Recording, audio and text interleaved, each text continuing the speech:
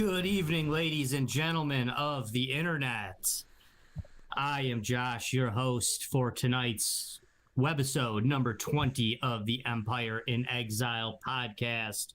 Casting the pods with me tonight, as always, is my good buddy Dorf over on the other mic. How we doing tonight, Dorf? Not too bad. Yourself? Oh, I'm good. I'm good. You know, just got off the Thanksgiving holiday. You know, we're not supposed to celebrate Thanksgiving here in the brave, free state of Michigan. Yeah, but Merland. you know, damn, it feels good to be a gangsta. Yeah, I mean, damn, it feels good to be a gangsta, though. You know, I mean, my family did it anyway and managed to not get thrown in a gulag, so we're good to go. You know. Yeah. You know, but hey, that is what it is. Tonight's discussion, tonight's topic, if you will, is basically just the election aftermath. And I want to give a waiver, if you could, if you will, before this show. If it's the first time you ever listened to, you know, me or Dorf, or maybe it's been a while and you just haven't heard us talk about politics, I feel like if people hear me for the first time tonight, they're going to say, oh, he's a libtard progressive who likes Biden. I'm not. Okay, I'm not. I voted for Joe Jorgensen. You know, I voted for Joe Jorgensen. I'm not a Biden fan. I've been accused in the past of being a Republican. Very few times have I been accused of being a Democrat. So if that's what comes out of this, I'm just trying to call it like I see it. I'm just trying to say what I have to say and just lend some analysis to some of this, because a lot of this episode, it goes out to some of you QAnon people. It goes out to the Trumpkins out there. It goes out to the Trust the Plan crowd. That they're big. They're big. They're not the biggest part. They're not. I don't think they even make up a majority of the people that voted for Donald Trump, but they make up a good little block of the people who cast their vote for Donald Trump and who still seemingly think this thing isn't over. For myriad reasons.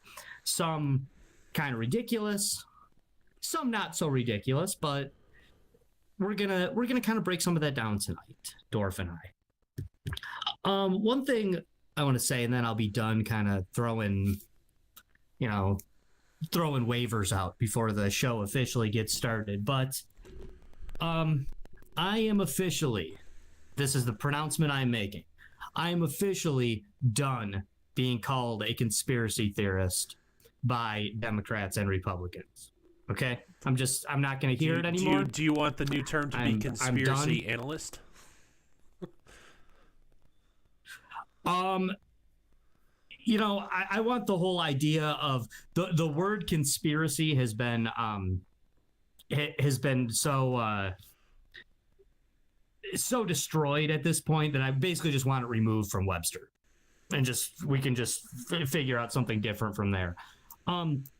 While the world is on fire because of a virus that 99% of people who get live after they get it, while the world is on fire from that, while governments are taking over aspects of people's lives that we never thought they would touch, sports, music, concerts, you name it, restaurants, commerce in every possible way, basically, I guess what I'm saying is, while all my conspiracy theories are coming true over the last year and a half, we just got done with the Democrats screaming about Russian collusion for way too long, since 2016. And now it's 2020, and we have the Republicans with voter fraud, the huge conspiracy of voter fraud. And basically, I guess what I'm trying to say here is just like everything else in the world, as soon as Republicans and Democrats got involved in conspiracy theories, they got dumb. They got ridiculous. They got stupid. Did they get boring? Yes, they got boring. They got stupid. They got ridiculous because the duopoly sucks and everything they touch, they destroy. That's what happened here. So, in case anyone out there isn't sure about this, your voter fraud conspiracy, Russian collusion was really stupid. Okay, it was really stupid. And talk about boring. I mean, just talk about, boring. Okay, and hey, Flynn went to jail for a cup of coffee, so that was a win for their side. But yeah, that's a big who cares. So, in case people aren't clear on this, voter fraud 2020 is basically dumber than any of the dumbest conspiracy theories you've ever heard of. It's dumber than aliens. It's dumber than fake moon landing. It's dumber than the anti-vaxxers. And yes, I'm going to go there. It's dumber than flat Earth. People have been coming up with reasons and legitimate questions, even if they're wrong, legitimate questions and raising legitimate ideas about flat Earth for 500 years. I promise you, in the year 2500, no one is going to be wondering if Donald Trump really won the election. Okay? Nobody. I promise. Nobody, not one person is going to still be, they're not going to be dialing up, their screen, their visual air screens and tapping, buttons that only they see in midair and having information put directly in their head about, did Georgia cheat? Okay. I'm sorry, guys. Is there election fraud? Hey, listen, I'm a conspiracy theorist, remember? I'm not sure there hasn't been election fraud for the last 30 years. I'm not sure it's not all rigged. This isn't even the first time that it's not all fake. Josh, in our history, a presidential election has been stolen. The first time Andrew Jackson lost, I believe it was 1824, if my memory serves me correctly. He lost the Electoral College because a large union or a mining company essentially threatened to fire everybody if they didn't show them a ballot filled out for the other guy. I think I might be getting I believe it's the election of 1824. I forget exactly. And if quite frankly, if Jackson wins that election and doesn't get spoiled, you don't get Jacksonian democracy, which is kind of the, or Jacksonian theory per se, which is kind of the way we've done business as a nation since then.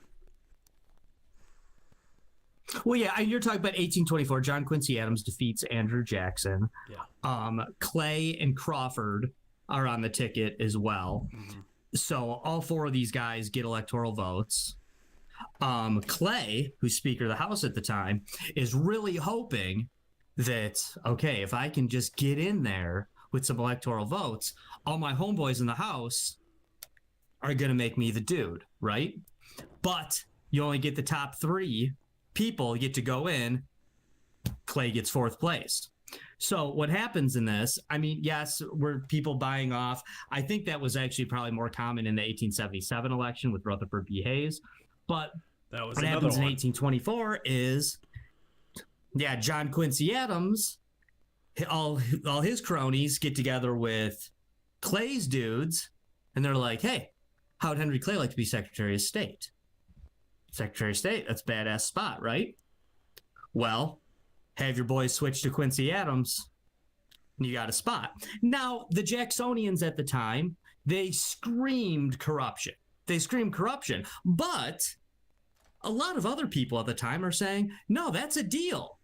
That what's happening there is now all those people that voted for John Quincy Adams are being represented, and those guys that voted for Henry Clay are being represented as well, with him being Secretary of State. John Quincy Adams, by all accounts, arguably one of probably the most moral and noble men to ever be president of the United States. Not a great president.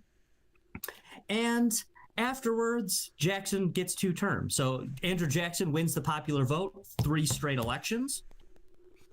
Only other person to do that, I believe, is Grover Cleveland. Well, no, FDR, but he actually served. But Andrew Jackson wins the popular vote for 3 straight elections and eventually becomes president. And yes, John Quincy Adams' presidency may not have been great anyway, but it was very tainted by Andrew Jackson kind of being the Donald Trump of the day. Just out talking. I mean, he spent 4 years. He spent 4 years. I'm the real president. Yeah, whipping shit up, and which allowed him to sweep into victory in 28, and it's arguably changed U.S. politics forever. Yeah. I mean, very different. Andrew Jackson was the first Democrat. He was the first Democratic president, and the Democratic Party has been, well, I mean, I don't think it was always as bad as it is now, but the Democratic Party have been part of the duopoly since that day, since 1824. Mm-hmm. Yeah, they have been part of that crew. I mean, where the new party coming in, they kind of this kind of caused a political shift where the Democrat Republicans, as history calls them, nobody called them that at the time, but the Democrat Republicans kind of make a big swing shift ideologically there, because the Democrats, the new Democrats, the Jacksonian Democrats, are more like them, but then they kind of end up getting pushed aside because really it's the Democrats who replaced the Federalists. John Quincy Adams was a Democrat Republican, but his dad was a Federalist who ran against Democrat Republicans. So, it's great with little history there. And I actually think the election of 1876, or, the administration that began in 1877, I think that's actually more comparable to what's going on now. It's at least more comparable to what Donald Trump and his cronies it's comparable, to what's been alleged.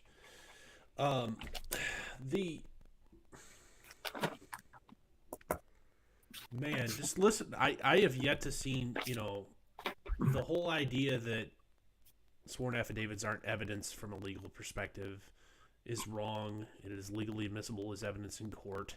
Now, we very much are, and I am very much of the school of thought of pics or it didn't happen, or vids or it didn't happen type thing, and all we have is words right no now. Vid, no did. Yeah. There was plenty of impropriety and fuckery, specifically in Pennsylvania, Georgia, and Michigan, in my mind, that happened out so brazenly out in the open. The only problem is, there was fuckery afoot, but what can you prove? Did it change the outcome? Did fuckery happen when you weren't allowed to walk? Ultimately, you're not going to get a federal judge either way to say some fuckery is afoot, so I'm disqualifying everything. You're not even going to get that at the you probably aren't even going to get that at the Supreme Court, because quite frankly, that is a horrifying precedent to set, where the judiciary can invalidate elections because somebody jumped up and down and screamed long enough. However, there is a constitutional remedy to this. If the state legislatures, which are specifically called out by the Constitution, think fuckery was afoot in their own states, there's a process here involved in the federal Constitution to remedy this. If the state house in Arizona, Georgia, Pennsylvania, Nevada think fuckery is afoot, they can send their own electors with instructions on how to vote any way they want, and that's perfectly legal and constitutionally prescribed. I question that, Dorf. I question it. That. It hasn't. Okay, you haven't seen it done, but my understanding of the way I've read it is that is an option available. Doesn't mean it should be used. Here's what has happened Here's what happened in 1876. And here, by the way I interpret it, here is the only thing that can happen here. What Donald Trump is asking for here is the following, because we can't get it reversed, okay? I know there's some evidence of fuckery, as you put it, Dorf. I realize that. There has been in the past as well. These states absolutely, positively cannot be switched. You cannot, even if you show, right, and I'm getting to that. Okay. They cannot be switched. Donald Trump is not getting electoral votes from Michigan, Georgia, Pennsylvania. That is most certainly not happening. Well, Donald Trump is asking them to do, or what Donald Trump and his people are asking them to do, is to not send their electors, to invalidate their own election. By doing so, that means the state of Michigan will use. I'm in Michigan, and they're one of the big, the big four, if you will. Throw in Nevada. Yeah. Right. To me, Michigan, Pennsylvania, Georgia, and Nevada are like the big four, but there's a few other ones. Wisconsin could be in there. There are some other ones, but let's just go with Michigan. What is being asked of the state legislature of Michigan is for them to disenfranchise their state. Is for them to say, we are not allowing even one vote from the state of Michigan to count. We're not sending electors. And in so doing, with enough states, which, by the way, he'd need at least 3 of those 4 states for this to happen, because you lose Michigan and Pennsylvania, the 2 biggest, and Biden's at 270 exactly. None of it matters. He's at 270 exactly. So that's what you're asking them to do. You're asking these states to disenfranchise every single citizen of their state, and in then so doing, Joe Biden does not achieve 270 electoral votes, and neither does Donald Trump. Mm-hmm. And it must go to the House, where the Republicans seem to have the balance, and Donald Trump would most likely win. Make sure to explain how Donald Trump has the balance, because while the Democrats do have a majority of seats in the U.S. House, there's 1 vote per state delegation. Assuming no state delegations break from their congressional power, nobody decides to vote for the other team. Republicans win that 26, 23, and 1. Sure. Most likely, assuming that assuming that they vote on party lines, and that's a safe assumption. Oh yeah, that's an absolutely safe assumption here. So,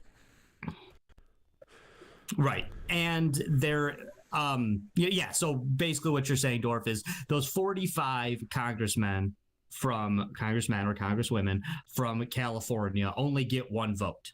They don't all 45 get a vote. Yeah. The state of California gets 1 vote. Washington, D.C. on the outside looking at. It's more than 45, by the way. I think it's 50. Pretty sure it's 50. Oh, I thought they had 45, and then 47 was their vote count with the 2 senators, but I could be wrong. I swear they had 52, but I could be wrong there. Either way, go ahead. They might. It doesn't. Yeah. I don't have that in front of me at all. Now, in 1877, Rutherford B. Hayes loses the popular vote and seemingly looked like he lost the electoral vote to Samuel Tilden. I think it was Samuel. It's 53. Tilden is definitely his name. 53 districts, by the way. Is it 53? Okay. 55 votes, 53 districts, yeah. Ridiculous. But, so Rutherford B. Hayes seemingly lost this, but there is some voter fraud. There's some issues. There's not only voter fraud, there's also voter intimidation, mistakes with, voter intimidation, and there's also mistakes with ballots being lost in transportation and things such as this. Now, what they do is they make a deal in Congress. The Republicans and the Democrats actually make a deal. This is historically known as the moment where many people say, although they lost the war, that the South won the peace in the Civil War. This is 20 years afterwards, almost 20 years after, 17 years after the war starts. It's just a decade after after the smoke is still clearing from the Civil War. Still very so much what happens is rebuild. The Republicans, right, and these guys in Congress, whether they're corrupt or not, they're trying. They really are trying to keep this union together after this bloody, miserable war that happens between the Republicans and the Democrats. They always love to talk about the North versus the South, but people talk about a brewing civil war now. This isn't the first time the Republicans and the Democrats went to war and forced our boys to go out there and die for their politics. So basically what happens is the Republicans say, hey, you're still crying about states' rights, right? You're still crying about it. Let's end this bickering. Give us our boy in the White House. We'll give you states' rights, okay? We'll give you every amendment you're asking for when it comes to these states' rights. We'll give you all the laws. We'll turn around and we'll vote yes tomorrow. Just end this. We can't do another conflict this destructive after everything we've been through. Give us our boy in the White House. So they did exactly what I was saying with what Donald Trump is asking. Certain states didn't send any electors. They disenfranchised their own state, wiped it clean. Rutherford B. Hayes wins the election in the House and goes on to have a extremely uneventful presidency. Yeah. That boom, that was the most exciting part of the Rutherford B. Hayes administration. He's not even technically president yet. Yeah. But that's the how wheeling and dealing prior to inauguration. Yeah. Right. And it worked. At this point, there hadn't been a Democratic president elected since the Civil War. Since Abraham Lincoln comes in as the first Republican president in 1860, there hadn't been a Democrat elected. And hell, even the Democrats weren't sure that was a great idea, to throw one of their own in the White House at that exact time in history. So this is what happens, later. Yeah, we get Grover Cleveland later, and he actually was a pretty good president. Commonly known, off topic, but Grover Cleveland, commonly known as the last small government Democrat, at least in the White House. Some people make an argument for JFK, and I'm kind of like, not really. But that's, the argument can be made. So that's what Donald Trump's asking. And I think a lot of people need to be clear about that. I think a lot of people need to realize that this is what he's asking to happen, and it's not gonna. It's just not. And it would be a goddamn disaster if it did. It really would. It's kind of like, I think the Democrats were overzealous in the past when they've called Donald Trump a fascist. But now it's like, all right, Don, I've been trying to say you're not a fascist, but you're not helping me when you keep acting like a fascist. So you lost, buddy.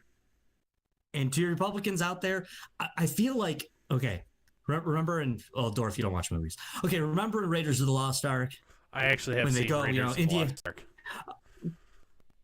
I'm sorry, no, this isn't Raiders. This is Last Crusade. But the beginning of the Last Crusade, which is beginning of Last Crusade, when it's not Harrison Ford, it's kid Indiana Jones, Mm-hmm. And they chase him through the thing, and you find out why he's afraid of snakes and how he gets good with the whip and all this stuff, and 30 years of history and 3 minutes, and then at the end he's got to give over the cross anyway, right? And the guy who's the bad guy, he's a jerk, but he's just, he's not really a total, he's not like totally an asshole. He takes off the cowboy hat, the Indiana Jones hat. He puts it on his head and says, "You lost today, kid. That doesn't mean you have to like it." Well, Republicans, you lost today, kid. Doesn't mean you have to like it. But, I mean, it's not there. It's not there, man. It's the numbers aren't there. I mean, to quote the old Hugh Hewitt book, you can only cheat if it's close. I know that the popular vote does not matter. You will not find a bigger advocate for the electoral college system than I. I think they do not exist. I have on more than title. Okay, you can. Hey. Well, this is a proven fact. I've said this on more than one occasion on air, the Empire Media, and elsewhere. I have said more than once, the day they get rid of the Electoral College is the day I stop wasting my time with the Libertarian Party, go full ANCAP, and I'm never voting again. Boom, never again. I am never voting again. That if that should that day ever come. The Electoral College is necessary. It's great. It's awesome. And I realize that the popular vote, when it comes to the game itself, when it comes to the rules of the game, does not matter one bit. With that being said, we do keep track of it. 6 million votes, guys. 6 million. Over 6 million votes. They didn't cheat 6 million votes, guys. They didn't. They just didn't. Josh, to be fair, And- man, to be fair to the fighting it types, that's not their claim. Their claim is specific. I know it's not. Okay. I know it's not, but it matters. It's worth noting. I heard some people. I heard a guy say, I'll say it. It was Dennis Prager on the show, a guy I respect. I know, okay, boomer, whatever. But a guy. He is the walking into, billboard for okay, boomer. Probably, sure, okay. Whatever. I like him. Good philosopher. Doesn't normally get into this stuff. But even he's on there saying, hey, I'm not saying there's fraud, but I'm showing you this. I'm showing you how states won, picked up votes for Senate, but didn't go for Donald Trump. How Republicans are winning all over the state, but Donald Trump's not. What does that show you? I'll tell you. I have an answer for your question. Your candidate sucks. He was a jerk that people didn't like. So yes, for the first time in American history, a whole bunch of people went to the polls and voted Republican like they normally do and didn't vote for president, or yes, voted for Joe Biden. Because again, okay, boomer, a lot of them were just like, whatever, I can tolerate this old fart. I don't see him doing any harm. I'm not saying they're right, by the way. I'm not saying they're right, but I'm saying it's what they thought. I heard some people. Do you know what I've heard some people say, Dorf? What's that? People say, I just can't believe I can't believe the results in Arizona. Arizona's always been a red state. You're telling me Donald Trump didn't win Arizona? Oh, I don't know, folks. Try to imagine. Let's say, hypothetically speaking, that maybe Arizona had okay, and yeah, okay, yes. Right.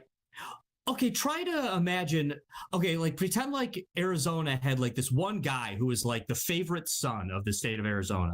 He was their senator for decades. He ran for president as the senator from Arizona. It doesn't matter. He was their guy. Dorf, it doesn't matter. He was their guy, and Donald Trump spent the last 5 years shitting on him. Just absolutely shitting on him. That was their boy, man. That was their boy. So yeah, did they take it out on him in the voting booth? Yeah, duh.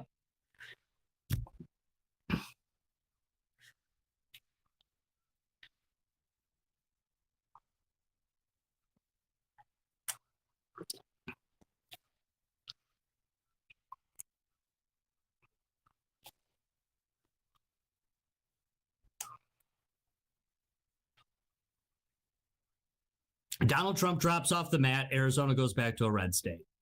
It's that simple. It's that simple. People are gonna listen, look at these 2 Senate races in Georgia right now, which a different topic, but as far as I'm concerned, this Georgia runoff mess that they have going on down there is unconstitutional. Okay. It actually is. I realize that the states get to control their own elections. That's right in the Constitution. Because Election Day is the first Tuesday in November. Now, it says in the Constitution that states can make their own rules about voting. I mean, it gives them that. But this would literally be like you are a freshman in college and they say, you get to make your own, you're reading the handbook day one and they say, you get to choose your own classes and take your own path to your graduation. And you go in and say, all right, I plan to graduate here with a bachelor's degree in 4 years. I'm just taking mythology classes. That's it. They say, well, you're not allowed to just take mythology classes. You got to take other stuff. No, it says right here in your handbook, it says that I get to make my own path to graduate. No, it doesn't. Yeah, like it's right. So you go to Burger King and say, give me a Whopper, but I want filet mignon on it instead. We don't have that here. What? It says right on the thing. It says right on the thing. Have it my way. It is implied that you don't get to be stupid about it. Okay, it's implied that you still have to follow the basic rules, regulations, and guidelines that have been laid out forever. It's obvious. It's very obvious. And also with the 22nd Amendment, which I disagree with, it says that this is a Senate race. It says that the people directly elect the senators, and it tells you when the election day is. So this goofy runoff system, aside from being just plain dumb, is unconstitutional. It won't ever matter because how would one fight that? You know what I mean? Like, how would one fight that? It would almost be like you'd have to have like the senator from each side running, say like, okay, we're going to sue, together and take this to the Supreme Court and make them tell you have to stop doing it.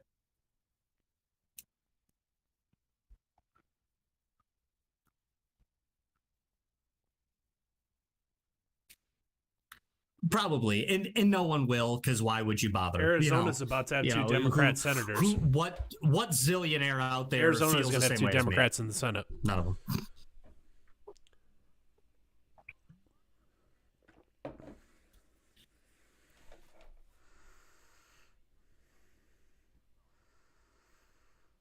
He wasn't even from there. Well, and here's the thing. I think this is much. Okay, so here's the thing. Georgia is a deep red state. It's only purple in presidential elections.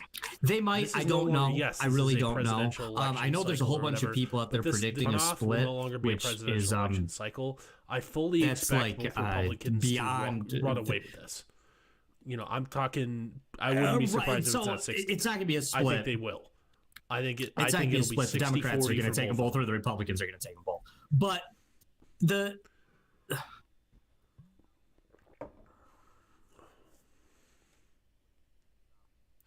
okay, which one are they going to vote for? The communists or the anti-gun guy? Which one are they going to vote for? Yeah, exactly. Yeah, which. Here's the problem, Dorf. Tell me which honest, I have no idea what's going to do. If I were a betting man, I'd probably say, the Republicans will probably take. But here's the problem. Imagine a president. The president on the ballot. So divisive, so inept, anti-gun guy, and just so disliked that the Republicans would be in danger of losing the Senate because of 2 Georgia Senate seats. Imagine that. That's because of Donald Trump. Right. And that is the problem. And I know a lot of people out there love Donald Trump. It's great.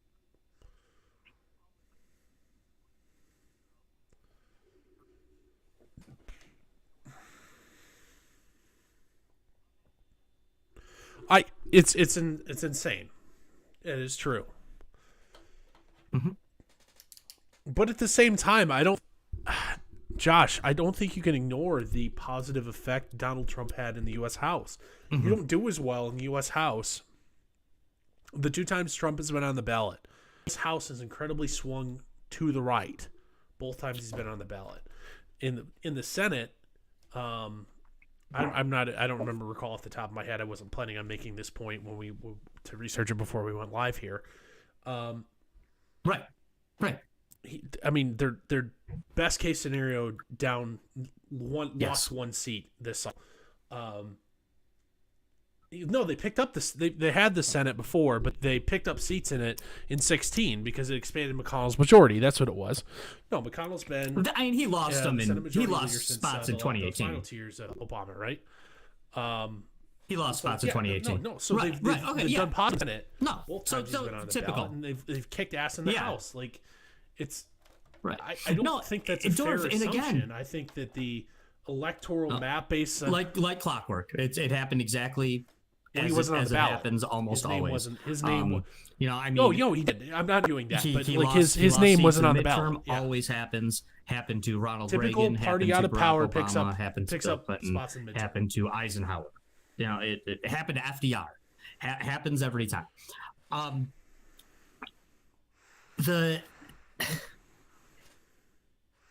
The thing is with them picking up some seats in the House, or him doing well in the House, is exactly what we know about Donald Trump. He is loved by those who love him. So in the little districts where it's big, they did very well.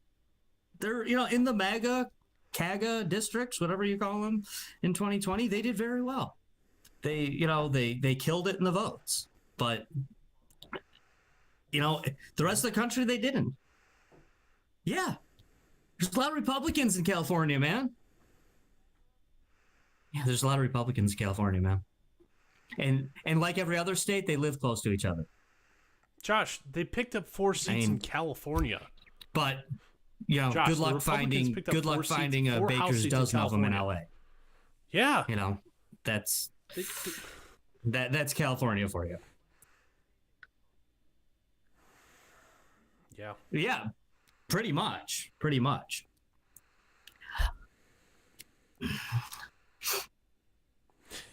God, in LA, you essentially have to have your own. Honestly, speakeasy. I know a lot of good people who are Republicans. I really do. I know good people who are Democrats too. I'm not saying or otherwise. Alameda County for that matter. I know a lot of good people who are Republicans. I know a lot of really well-meaning, moral, good people, smart people who voted for Donald Trump. And I am hearing a lot of them talk about, it's not over yet. Also, I'm genuinely concerned about these people and how they are going to be come Thursday, January 21st, when Joe Biden is the president of the United States. Because these ludicrous miracles they're talking about, I don't see it. It's not going to happen. Again, you lost today, kid. Doesn't mean you have to like it. I'm not saying you don't like it. I've been very disappointed after presidential elections before, to the point where we're like, man, this sucks. I'm just depressed. Oh my God, it's a bummer. Not in the last 2, because I went into it voting for candidates that I know had no chance. But, in the past, I have been. I really have been. Where, you go vote for somebody and, man, you just don't get it. You don't understand.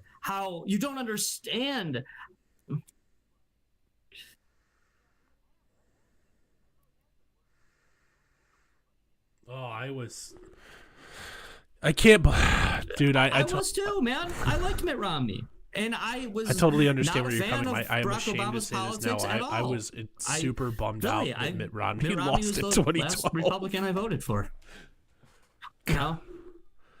I was super bummed.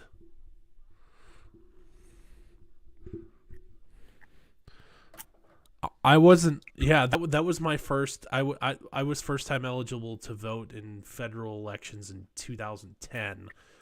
So I did not. I was not Open McCain. I was not old enough. Yeah, sure. I remember being super bummed that that Mitt Romney. Honestly, what doomed him was the 47%er. No, he wasn't wrong. 47% of everybody are freeloaders comment. And it was just like, ooh, terrible optics. And and it's a lousy feeling when you. But you can't. He said the quiet word out loud. Hey, I'm fully willing to admit I fall into the barely net taxpayer category. Sure. But doesn't mean that at the time that was me. I was a net negative. I was a college student. I who worked full time, but at the same time, I was a net negative. It's true, taxpayer. and it's such a lousy feeling when he's not wrong. You really thought your guy was going to win.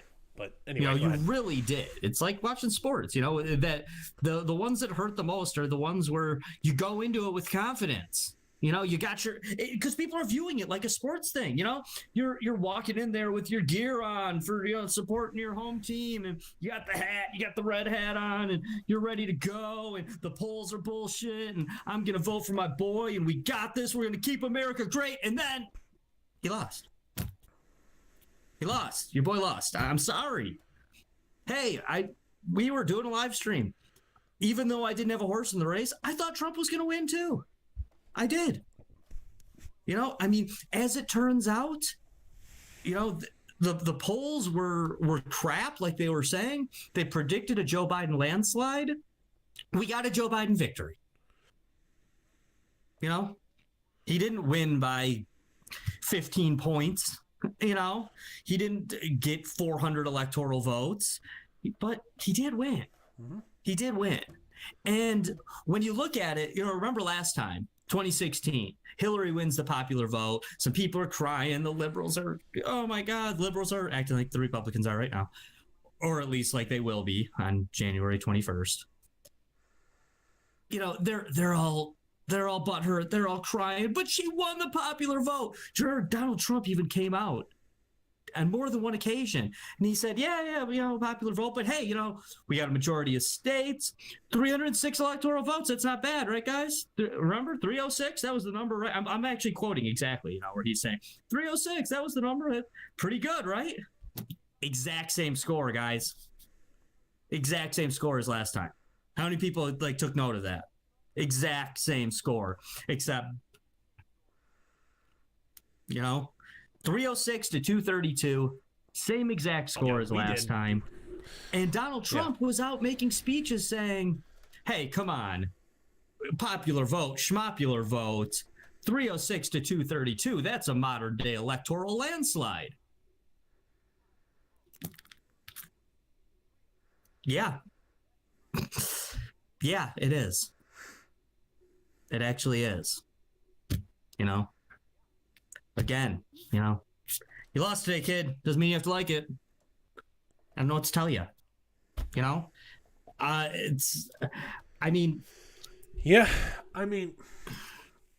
I'm not gonna, Josh, I'm not gonna poo-poo or discourage people from attempting to throw that Hail Mary to challenge results in states, to demand audits, because there was definitely, without a doubt in my mind, fuckery was afoot. Very specific look at five states, that being Georgia. If you look at any of the data analytics research, specifically like Matt Brainerd and the Voter Integrity Project or whatever they call themselves, are doing, there's some fuckery afoot. I'm not even talking about the mathematicians that have been called to testify by Giuliani and his jaunt around the Republican state legislatures around the country. Just because there's statistical improbabilities and we've never seen it before doesn't make them impossible. However, that Brainerd, where it's just like dead people voted, that without a doubt, he's called people and gotten their sworn testimony saying, I didn't vote, but a vote was cast in my name. They're running up a list right now of people who were voted for. Go ahead. That have been voted for, that don't live in the state anymore, or people that are lots of women who have legally voted twice. Somebody voted in their maiden name, which was still on the voter rolls. Proof of that this time. Proof of that for the last 80 years. We can throw them all out if you want. It's Okay. fine with me. Well, I'm I would encourage those who were, outside of Sidney Powell, and what's his nuts, Lynn Wood and Sidney Powell. Like, God, guys, you are making fools of yourselves. mhm. Lynn Wood is openly encouraging Trump John James here in Michigan. And the silly part is Sidney Powell, great work of saving Mike Flynn's ass. Boy, are you losing any sort of star credibility you've had. Lynn Wood, yeah, you won big for he was Richard Jewell's lawyer, I believe, if I remember correctly. You're familiar with Richard Jewell, I think you're right. the Atlanta Olympics bomber, allegedly. The FBI fucked up and tried to hang it on the guy. He's also arguably the lead attorney with Kyle Rittenhouse, the teenage boy with the Antifa yeeter from Illinois / Wisconsin. There,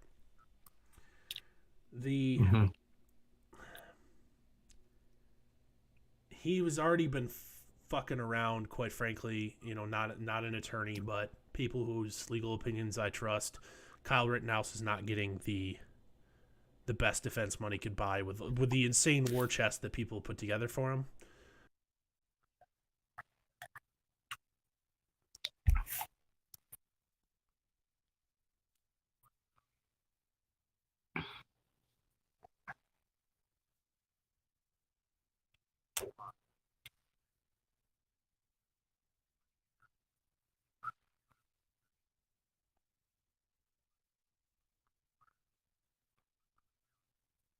Mm-hmm.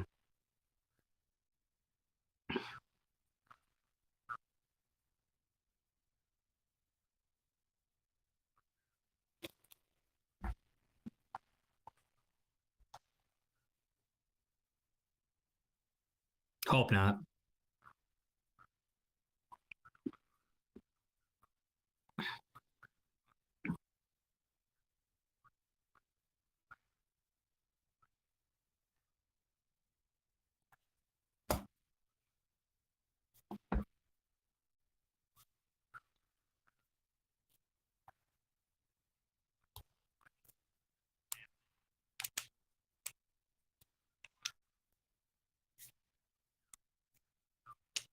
Right.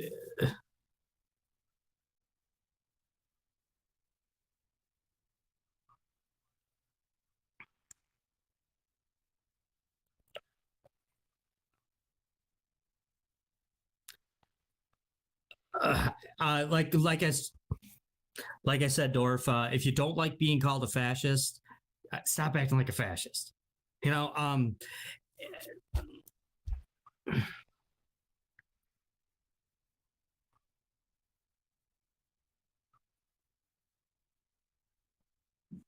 You're right. Not at all.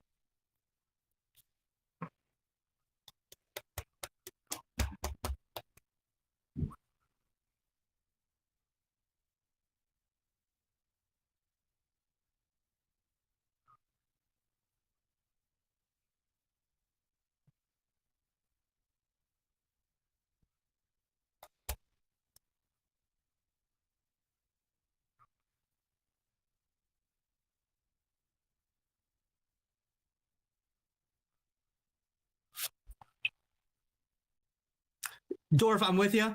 I'm with you.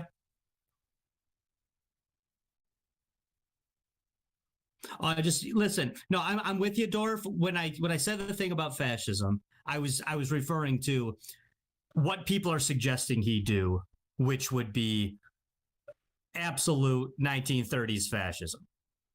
But aside from that, I'm actually going to agree with you.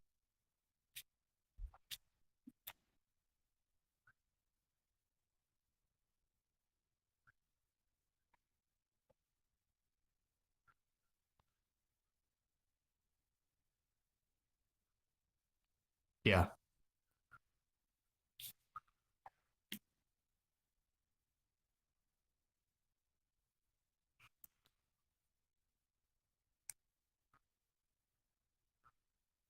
Yeah.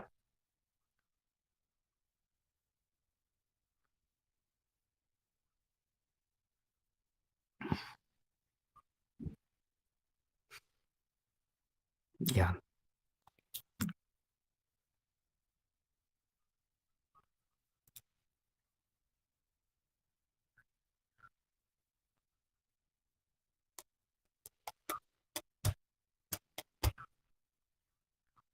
Right.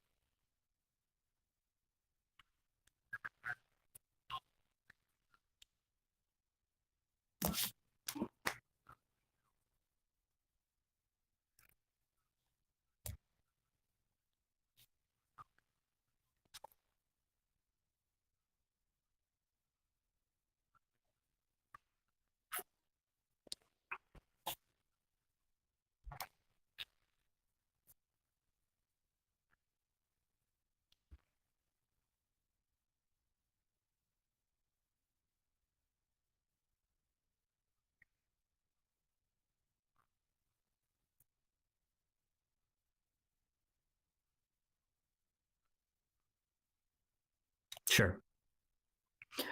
Okay. No, listen, Dorf. I know that I kind of threw you with the me, throwing out the F word, the fascist word there, but I agree with you. Listen, lawyers going to be lawyers.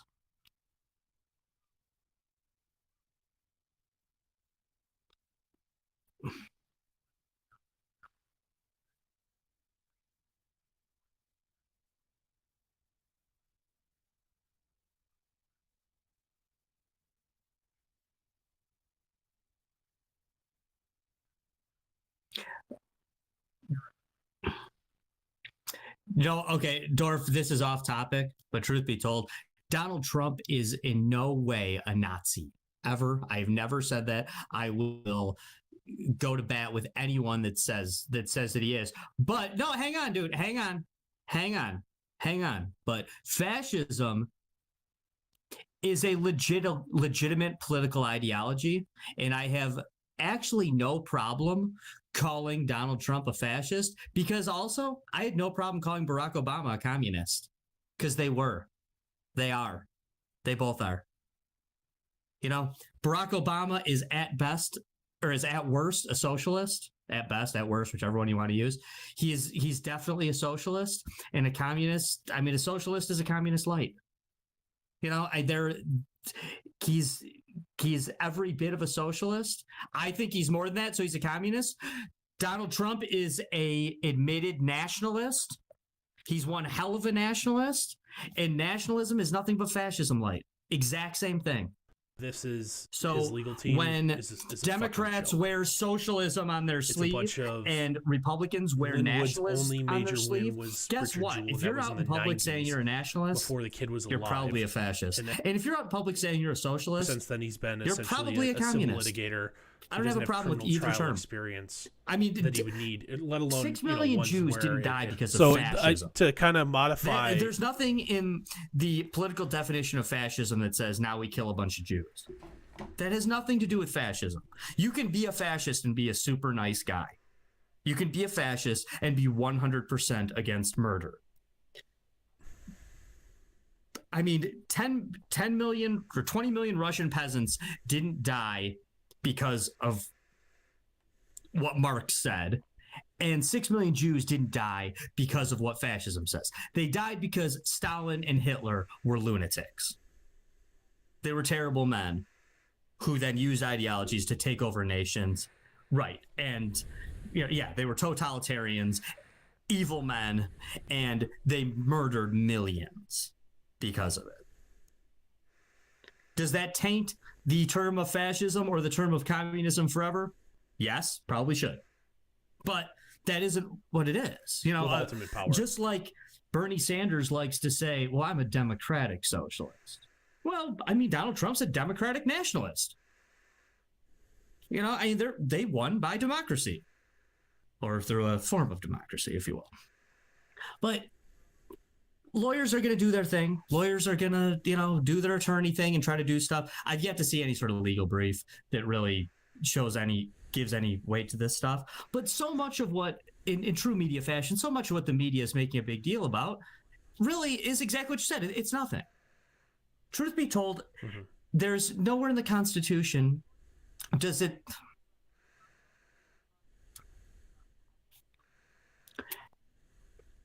Exactly. In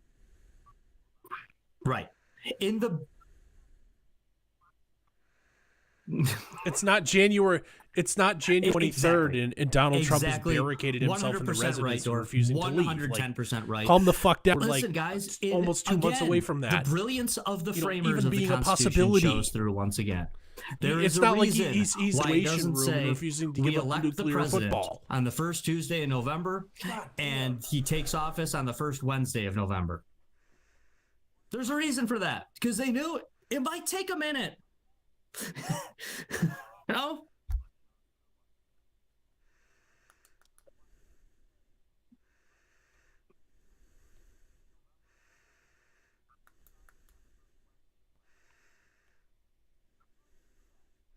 Guys, and here's the other thing: the election. They bumped it up. Yeah, they bumped it up. That's why it's why the House still. That's why Congress still goes till March. And time to vet all this, but exactly. It used to be till March, right? And then they said, you know what? I mean, at one point it was we're getting pretty good at this. We can bump it to January. There's no reason to not bump it to January. Oh yeah, I mean, but like you said, Dorf, the original plan is like, dude loses the election, he's still president for five months. Now it's for 2.5 months or whatever. That's fine. He's got plenty of time. And also, people need to know this out there: whether or not Donald Trump concedes doesn't matter. Donald Trump doesn't stop being president when he concedes. That it doesn't matter. That's something that the presidents have done in the past to be nice. To say, you can stop bothering to do that. Yeah, right.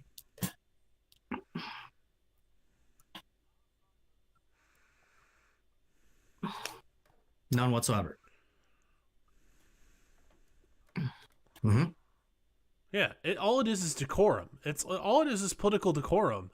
And quite frankly, what decorum is owed to Donald Trump's opponents? They've spent, the last 5 years calling the man literally Hitler, right, and threatening the well-being of his family. If anything, he it would be entirely in line, entirely petty in my opinion, if he dropped a deuce on the Resolute desk on his way out. No, just left it there for Joe Biden. Biden. All of these things that people are talking about, I wouldn't call it out of line. I think it would be norms and entirely traditions of the past. None of that crap appropriate, matters. But none of that matters. It absolutely does not matter. Parallel use of force,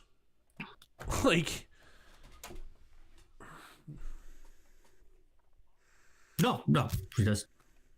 Nope.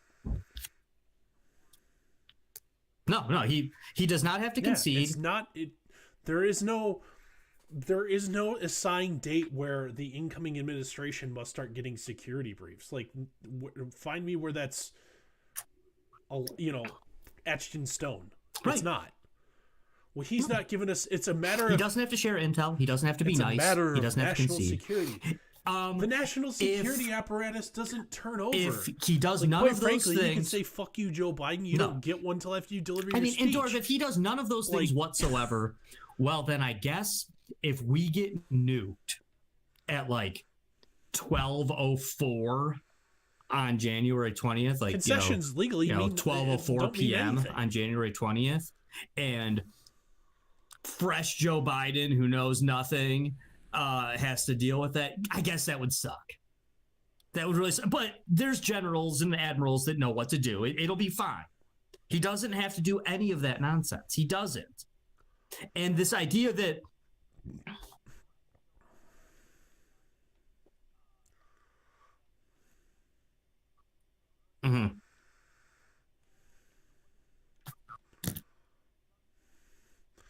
And quite frankly, the eventuality of like an extreme national security situation that like you've just brought up there, like somebody a nuclear exchange the day before Donald Trump leaves, that's all war gamed. It's all planned out. What we would do is already been mapped out. There's nothing to really consider. It's a thumbs up, thumbs down thing. Like the strategy, like there's a strategy, I'm sure, to invade Poland for some reason. Like, you know, what has Poland done to us recently? Like, well, nothing. Well, we still, I'm sure it, you know, probably hasn't been touched in 30 years, but somewhere in a drawer in the Pentagon, there is a you know, plan to air invade Poland. Right. You know, to take Poland by air. And come on, for people to act like, and hey, if this happens, this is all worked out. And the only thing that would be like, well, then that's a whole aliens crazy show up. thing that's going on. Well, we're fucked anyway. Like, so who doesn't cares? have to show up to the speech. He doesn't have to smile. He doesn't have to shake his hand. He doesn't have to do anything. He doesn't. No.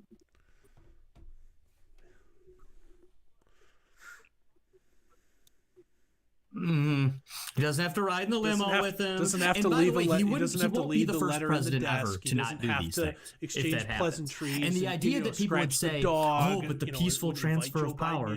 Here's the tour. As long as he leaves that day, it's a peace. Yeah, it's a peaceful transfer of power. He doesn't have to be. Yeah, and even if, like you said, okay, so he orders all his staff to upper deck all the toilets in the White House, and then he leaves what part a of this poop is peaceful? Smeared. Yeah, like, and then he leaves.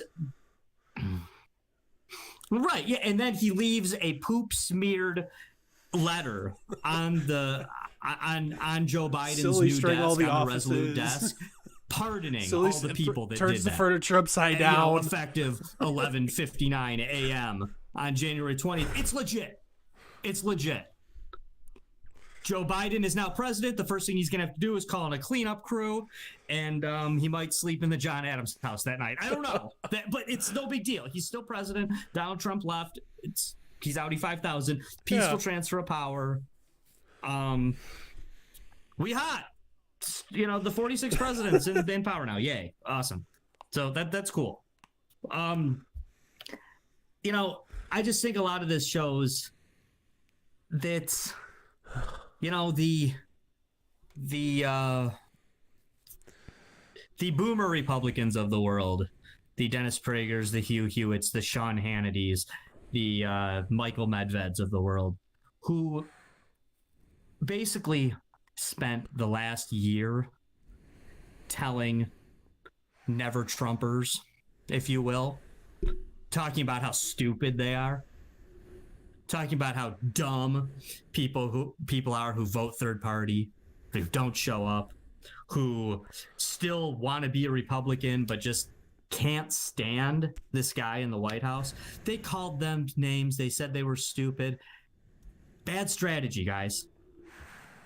Bad strategy.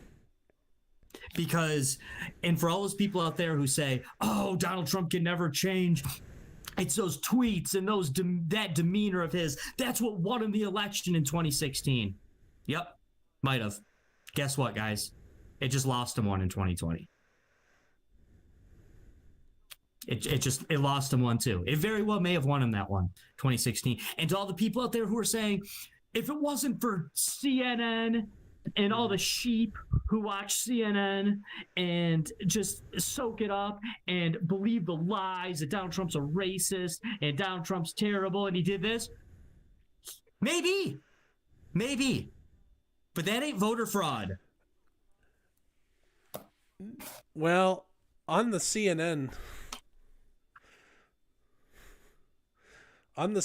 front, about an hour before we went live, I don't know if you saw this, but Project Veritas apparently got access through a insider/leaker to the 9 a.m. all-staff editorial call led by CNN CEO Jeff Zucker for the last months and been recording it all, and broke in and spoke during their call today and said, oh, by the way, Mr. Zucker, this is James O'Keefe.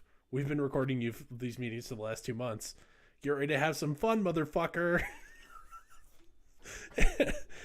And just, just some of the stuff that they posted all the recordings of everything tonight, about an hour before we went live, including, but not limited to, Zucker trying to create a false scandal for ratings, that he entirely pulled out of his ass, that Donald Trump was ignoring advanced warning of terrorist attacks in order to let them happen. Like, yeah. Yeah. So I don't know. That news at this point is only like 2 hours old. So we'll. I have yet to look for sure. I mean, that's one of the for those of you that are saying that it was yikes. people that believed all the evil, awful lies about CNN, or who believe that actually blame Donald Trump for coronavirus. It's the fault of those idiots. Well, maybe. Guess what? 2020 isn't the first year where dumb people were allowed to vote. That is like the one group out there that have been allowed to vote since day one.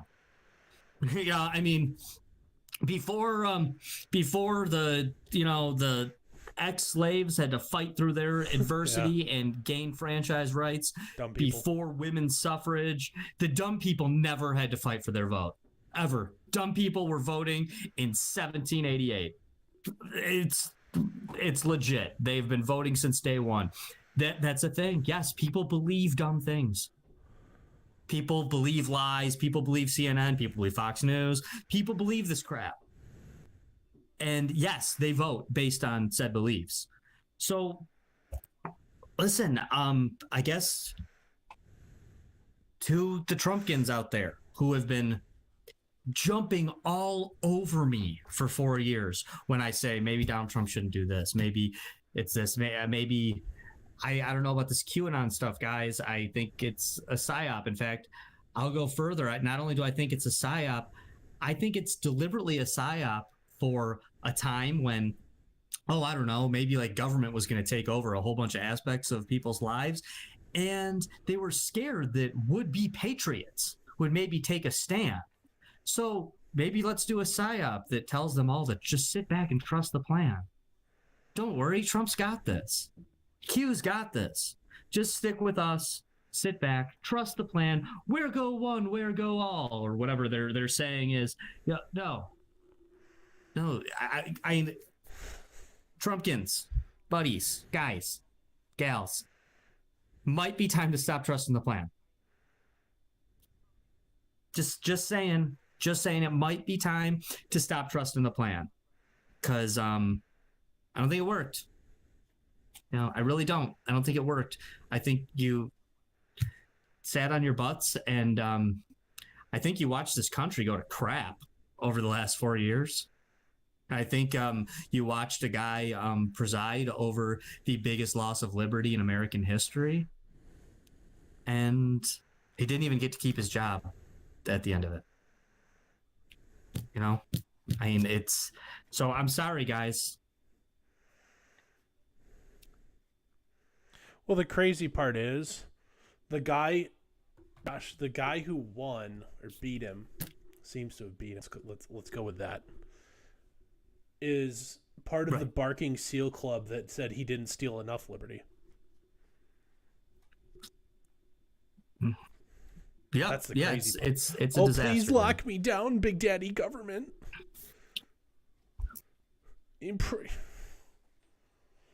And the amount of people that, Joe Biden, the people rumored to be on his coronavirus task force. Oh, yeah, we need to lock down the entire country for 6 weeks.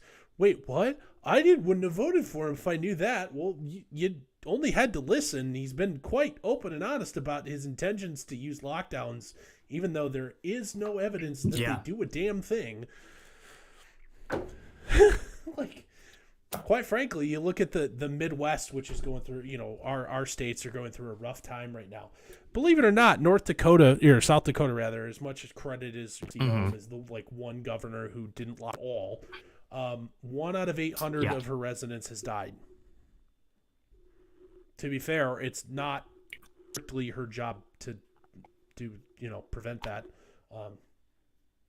But 1 out of 800 residents of South Dakota has died since this started. But their graph, adjusted for population level, doing absolutely nothing for mitigation, is following the exact same trends that everybody else is, Yeah. including like Illinois, where it's locked down. Oh, I Doesn't had matter a what whole you bunch do. of Virus get a Trumpkins. virus, man. Go ahead. I'm sorry. Go ahead. No, that was all I had.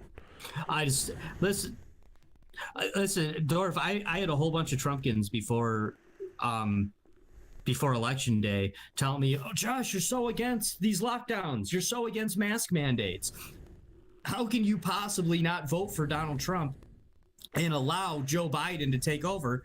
And one of my many responses to that was, I live in Michigan. We already have a mask mandate. We're already locked down. What the hell's the difference?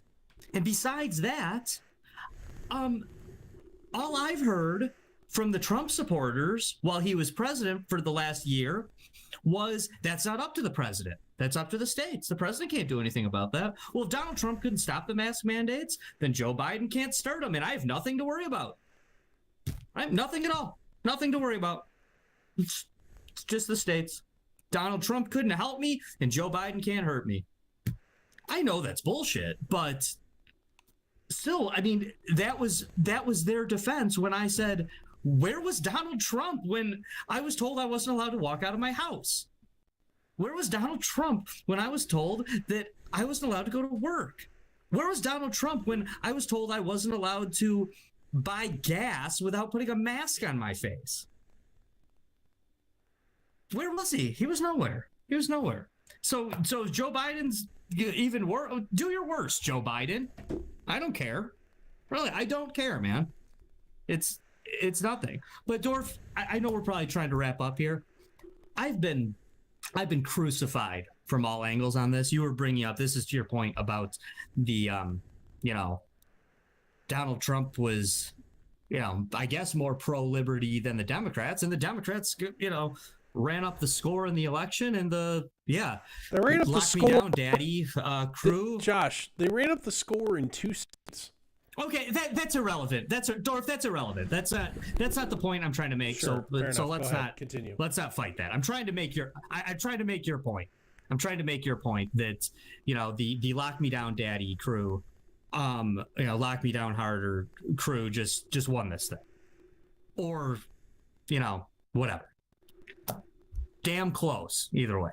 I mean, just to prove that obviously people in this country, although they sing about it, on the 4th day in July every year and light off fireworks when they're allowed to, they obviously hate liberty.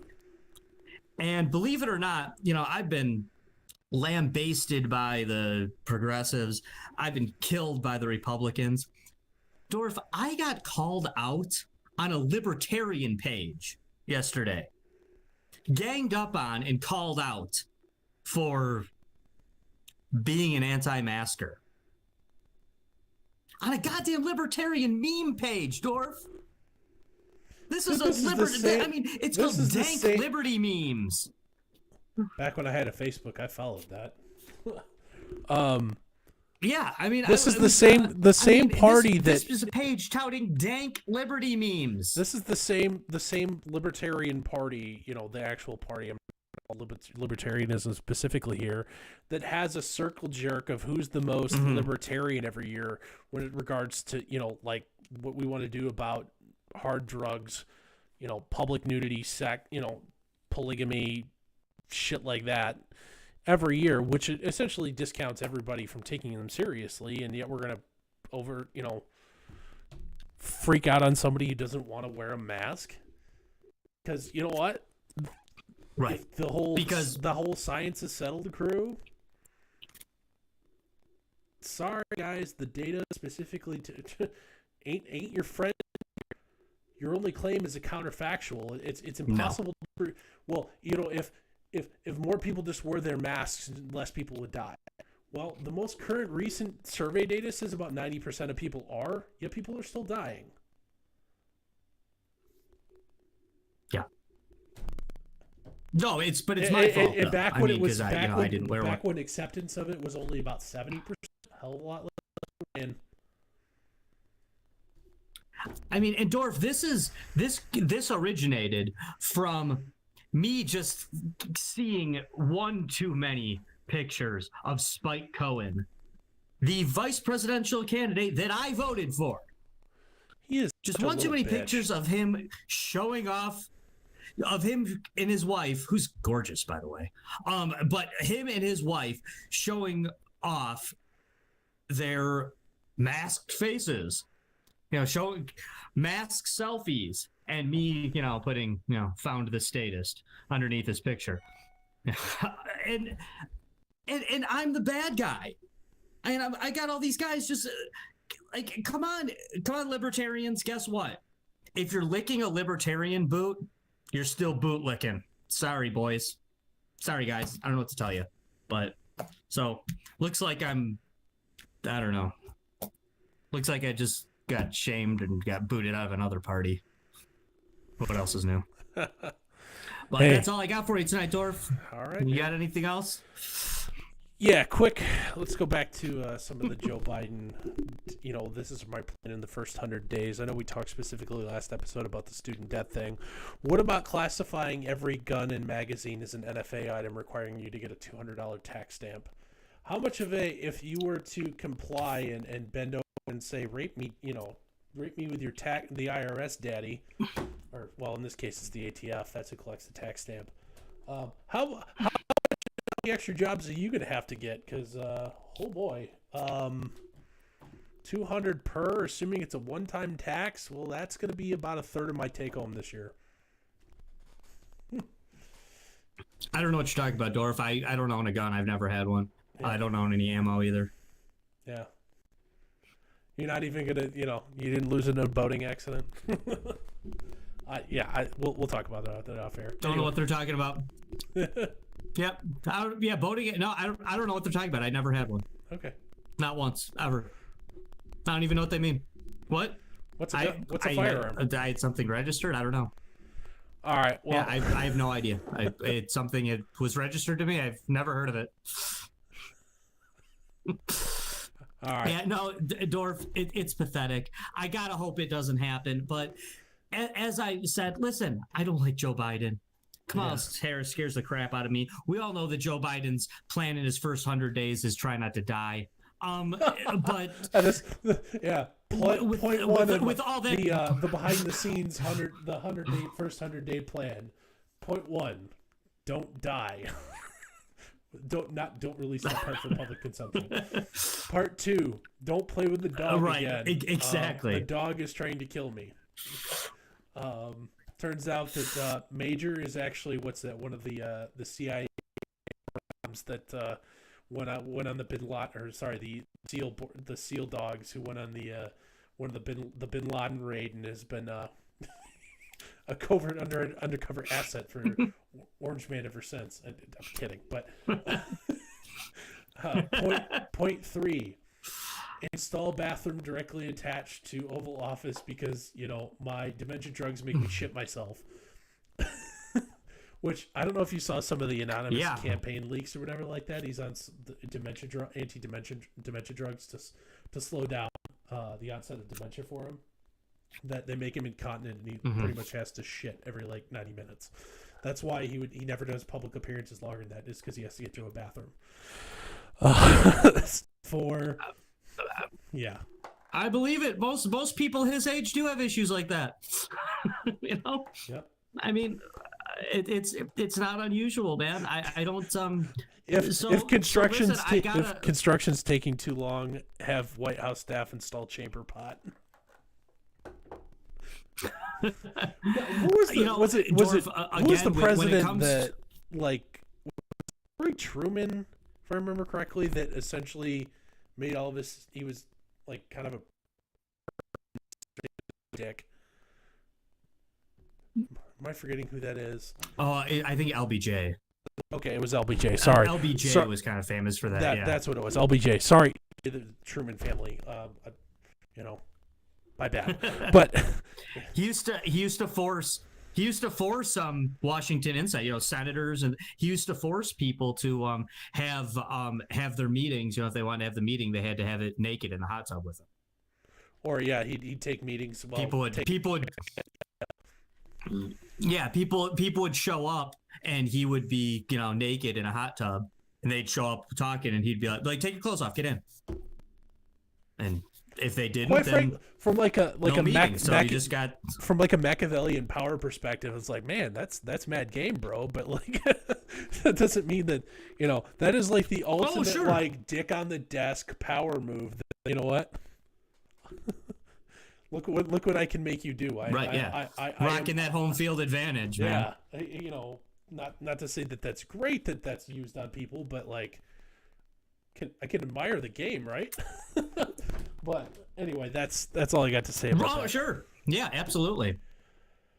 All right. Yeah, no, I mean, listen, some of that stuff you're talking about is scary as hell when it comes to the gun laws and things like that.